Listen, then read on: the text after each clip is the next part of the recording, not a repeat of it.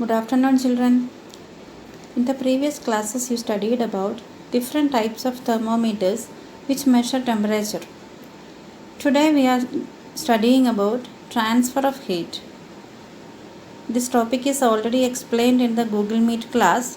So, those who did not attend that class, please go through this and understand properly. Let us discuss about two situations which we observe daily. When we keep a frying pan on a flame or stove, it gets heated because the heat passes from the flame to the pan. When we remove the pan from the flame, slowly it cools down. How? The heat is transferred from the pan to the surroundings.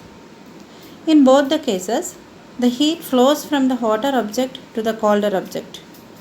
In the first situation, flame is the hotter object and pan is the colder object. In the second, the pan is hotter and surrounding is colder. In fact, in all cases, heat flows from a hotter object to a colder one. How does heat flow? Read the activity 4.6 and observe the figure.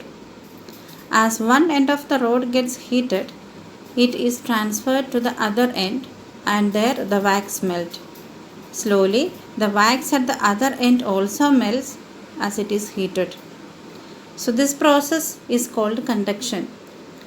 The process by which heat is transferred from the hotter end to the colder end of an object is called conduction. What is conduction? The transfer of heat from the hotter end to the colder end of an object. Generally, in solids, the heat is transferred by conduction. Then, do all objects conduct heat easily? Observe the handle of a frying pan. Is there any difference? If this handle conducts heat as the other part of the pan, how would we handle it? There are materials which do not allow heat to pass through it.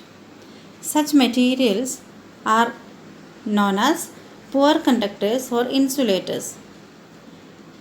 Rubber, plastic, wood, etc. are examples of insulators.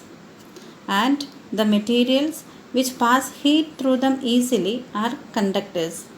All metals are conductors of heat. Air and water are poor conductors of heat.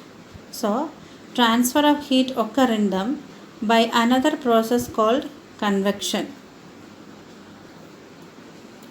When water is heated, the water near the flame gets hot and rises up. The cold water from sides move down towards the flame. This water also gets heated and rises up.